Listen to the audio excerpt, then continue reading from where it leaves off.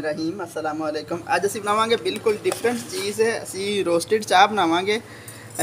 Fry pan दे विच असीं जिहड़ा ना 2 चम्मच चीनी ऐड करांगे, लेकिन इहदे च हले असीं पत्ती वगैरह नहीं ऐड करांगे। ये थोड़ी जी चीनी जी ना मैल्ट हो जाएगी तो फिर असीं इहदे च पत्ती और बाकी चीज़ां ऐड करांगे। ये बिल्कुल लो फ्लेम ते पकानी है। अगर थोड़ी जी अग तेज़ हो जाए तो चीनी सड़ना शुरू हो जाती है।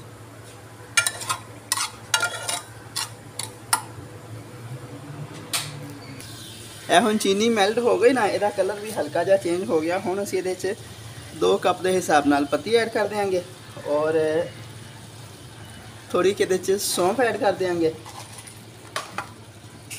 और 2 पीस ਇਹਦੇ 'ਚ इलायची ਦੀ ऐड कर देंगे। ਇਹ ਹੁਣ अच्छे तरीके ਦੇ ਨਾਲ मिक्स हो गया। बिल्कुल एक डिफरेंट टेस्ट और बहुत ज़्यादा मज़ेदार चीज़ बनेगी है। बिस्मिल्लाहिर्रहमानिर्रहीम। ਹੁਣ ਅਸੀਂ ਇਹਦੇ 'ਚ 2 कप ਜਿਹੜਾ ਨਾ ਦੁੱਧ ऐड कर देंगे। ਦੁੱਧ ऑलरेडी बॉयल किया है। बहुत ही ज़बरदस्त टेस्ट बनेगा ਇਹਦਾ, बिल्कुल डिफरेंट चीज़ है।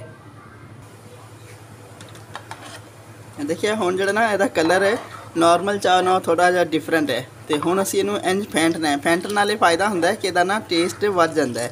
बाज़ार की चाह देखिए ਉਹਦਾ टेस्ट कितना जानदार लगता है। ਜਿਹੜਾ एक दफ़ा पींदा आदी हो जाता है वो बार बार पींदा है। स्पैशली कुछ खास होटल ने कि जिन्हों की चाय जी ना बड़ी ही ज़बरदस्त होंगी है।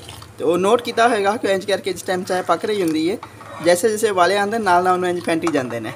फेंटन नाल इसका टेस्ट बहुत सोहना हो जाता है। जिन्नी देर तक चाय पक्की जाती है होटल वाले नाल नाल फेंटी जाते हैं, क्योंकि राज नहीं अपना कोई भी दसदा, लेकिन यह देखिए यह राज होंदा सारा।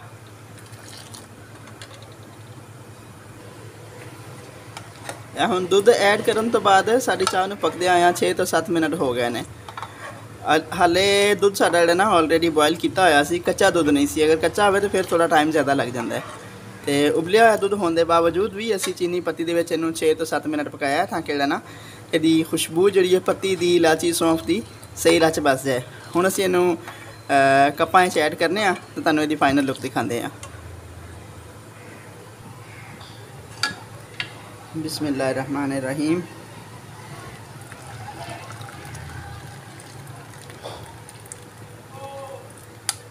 असी इलाची साबत ऐड की है, लेकिन अगर इन्हों पीस लिया जाए बाज़ औक़ात साडी वालदा मोहतरमा इलाचियाँ और सौंफ चाय दे विच ना पत्ती दे विच पीस के रख लेंदे सी, उहदा टेस्ट होर ज़्यादा जानदार बन जाता है।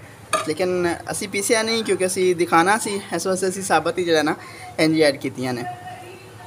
यह साड़ी चाय की फाइनल लुक है। कलर देखो इसका कितना ज़बरदस्त है। और अगर मेरी छोटी जी रेसिपी तुहानू अच्छी लगे तो कमेंट और शेयर लाजमी कराया करो, इस नाल हौसला अफजाई होंदी है।